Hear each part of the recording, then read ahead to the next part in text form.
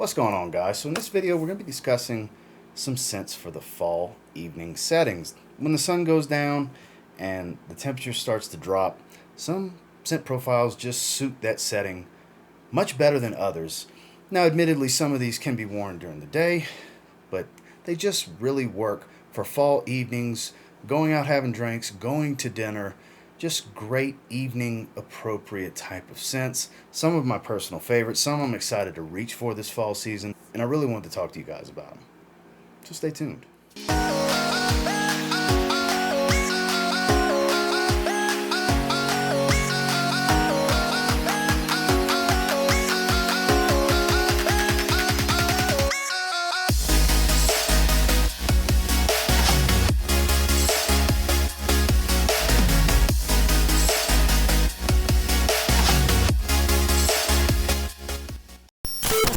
Starting with one of my favorite designer releases of last year, this is my favorite version of Wanted, even with its Parfum flanker coming out. This is still my favorite.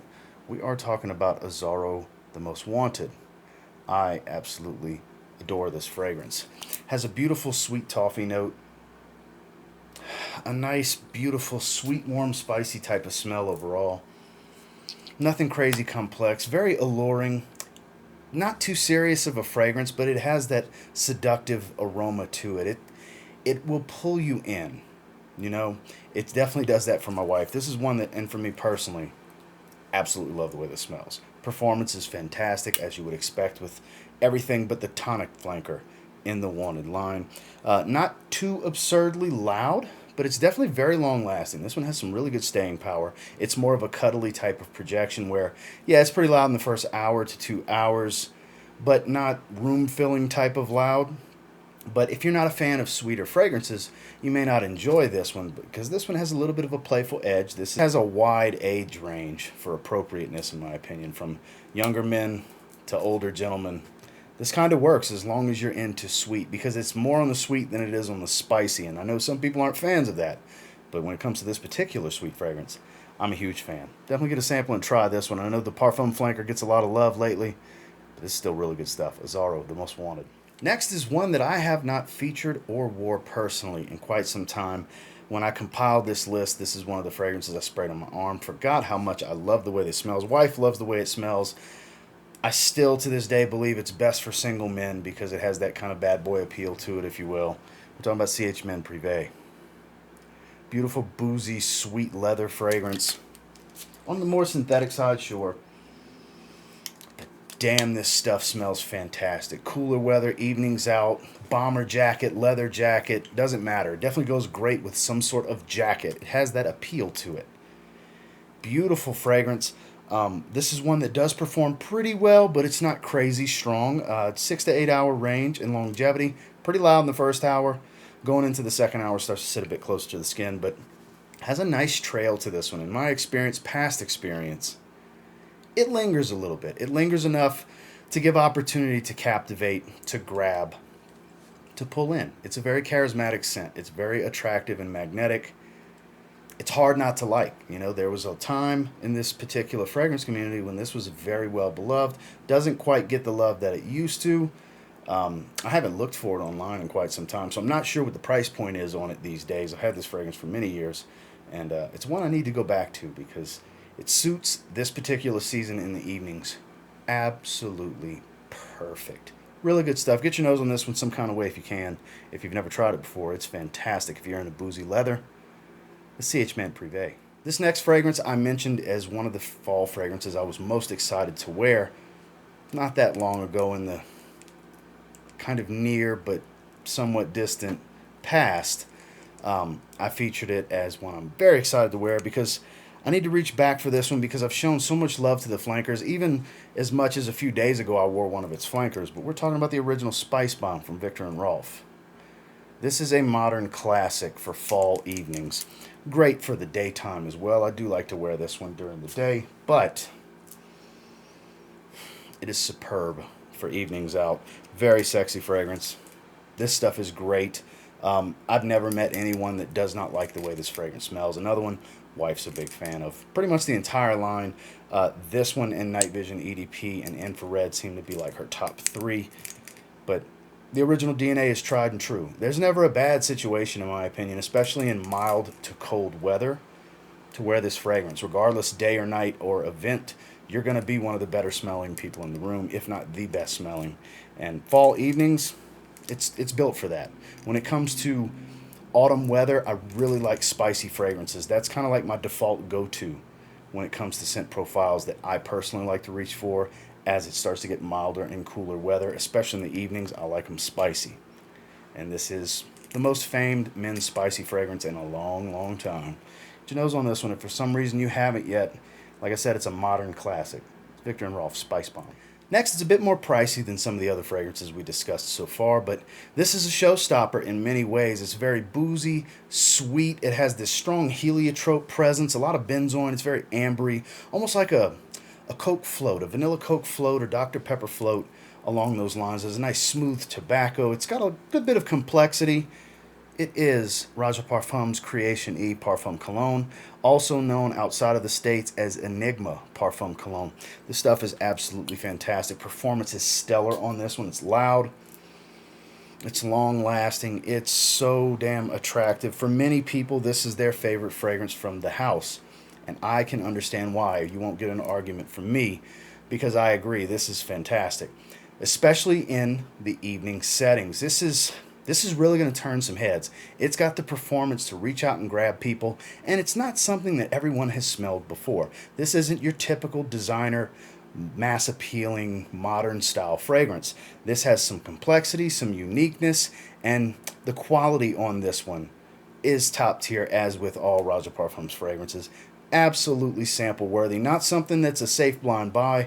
Not because of the scent profile being a challenge in any way. It's just because it's so expensive. Nothing's technically a safe blind buy, but when it gets to these pricier luxury fragrances, you definitely want to do your due diligence and sample first. But this is absolutely one that's worth a sample. If you've never gotten your nose on this one, you might be missing out because, yes, it is that damn good. It's Roja Parfum's Creation E Parfum Cologne. Another style fragrance that I absolutely adore for the fall season and very much so for evenings. It's kind of the main time I like to reach for iris fragrances. One of my personal favorites, Givenchy Gentleman Eau de Parfum. With the Eau de Parfum Reserve Privé getting all the hype and all the love, then there's the Eau de Parfum Boisé, which I am a very big fan of. That's more of a spicier, woodier take on this fragrance. The creaminess and the balminess of this fragrance really does it for me. You still get a little bit of that spicy tone, but the Tolu Balsam here really stands out and provides this creamy nature. Because otherwise, it would be a little bit more powdery. Like, think fragrances like Dior Homme Intense, Valentino Uomo Intense, that particular scent DNA. This one falls in line with those, but to be honest, it kind of is the most different of that style scent profile because, like I said, of the resins and the creaminess and that balsam, that Tolu Balsam effect. Very balmy and creamy. Think that when you smell this one. Absolutely gorgeous. It dresses up very well. A little bit more casual than the other ones I was saying, but it definitely is more of a special event night out type of scent profile. Pretty long lasting, loud but not too loud. You're not going to overwhelm people with this fragrance, but they are going to smell you, and you're probably going to be the only person in the room that smells like this. This is one of the best iris fragrances in the designer realm that's ever been made, in my personal opinion. Absolutely worth sampling. Don't just go after the flankers, the other flankers from this DNA, because this doesn't smell like the EDT. The more recent ones in the last couple of years are flankered from this Eau de Parfum. Don't forget about this one, because this might be your favorite one of the bunch, because for me, it's my favorite one of the bunch. Givenchy Gentleman Eau de Parfum. Next is a very spicy, woody, and ambery type of fragrance. This one has had its share of hype as kind of a hidden gem darling for the cooler weather in the fragrance community. The masses aren't too keen on this one. They're not too familiar with just how great this stuff is. It's Mercedes-Benz Man Private. So, like I said, a lot of amber here, a lot of cardamom spice. Very, very beautiful stuff. Dense, woody type of fragrance. Man, it's got a little bit of an animalic tone at the top, even though it's not full of leather or anything that would typically provide some animalic notes of sorts to create that accord. It's got a little bit of a rough and rugged type of appeal at the top. This is on the more masculine side for sure. I know there's a lot of ladies out there that like to wear the masculine fragrances, but this doesn't strike me as a lady's fragrance. This is extremely, not just because of the name, very masculine, man's man type of evening appropriate scent. It's not the modern touch where there's just piles of sweetness and that, modern metrosexual touch that a lot of designer fragrance companies have veered towards. Here, Mercedes-Benz stayed true to the rough, rugged, and raw aspect. It's very alluring, very attractive, and extremely powerful. You don't need a lot of sprays of this one. It lingers, it pushes, and it lasts. All you can really ask for. Pricing is in that $50 to $60 range from discounters online. Absolutely worth it. You don't need a lot of sprays of this fragrance, and it is absolutely built for evenings out in cold weather, and it's going to stand out. This is a fragrance that will stand out. You're probably going to be the only one that smells like this because modern day, this isn't the most popular of scent profiles.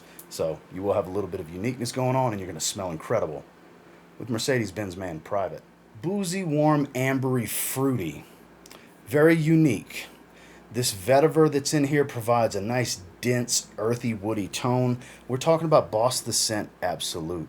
So the Meninka here comes across as very boozy. There's a ginger here that provides this spice. It's got a warm, almost ambery type of feel. Even though it's only the 3 notes in the note breakdown, it is pretty long lasting. It's not an overwhelming projection, but again, this one's very strong. It is pronounced. People will smell you, especially in the first several hours. You can expect around 8 hours of life on your skin with this one. I've heard people tell me they get much more than that, but the safe play, I've never really clocked it beyond that because when I wear evening scents, I just need it for a handful of hours. I don't necessarily need 8, 9, 10 hours. Most of the time, my nighttime events don't go that long, but this might be the ultimate version of this scent profile. I'm a huge advocate and fan of the Private Accord Flanker. It is beautiful. It's got a lot of gourmand facets to it. A little bit more leather. It's a little slight powdery tone to it. It's got more going on, but this is a seductive take on the scent profile, much more than Private Accord. This is the one. If I was to pick one to go to wear on a date or just wear in the evenings when it's cooler, this is the one. I would take Private Accord more as my daytime scent and this be my nighttime scent because both are great, but if I had to pick one for this particular topic and these settings, you can't go wrong here. This is that particular Meninka note that's the signature of this line. Done right. It's got a boozy appeal to it. Very, very evening appropriate. Gorgeous scent. Get your nose on this one. Boss the Scent Absolute. Bright aromatics, warm spice, and a good dose of some smooth leather. Here it takes the famed La Nuit de l'Homme, kind of matures the scent profile just a little bit more, richens things up. We're talking about YSL La Nuit de l'Homme Eau de Parfum. Doesn't get a lot of love. One of the more recent forgotten flankers because Bleu Electrique came out last year at the recording of this. That got a ton of hype. Then is scarce to find here in the States. It came and went, but it made a giant impact, and people forget about fragrances like this. I myself wear the Le Parfum flanker the most, but this one is special. A lot of leather. The cardamom's not overly powdery here like it was in the previous version. You do have a lot of smooth aromatics without having quite the soapy appeal.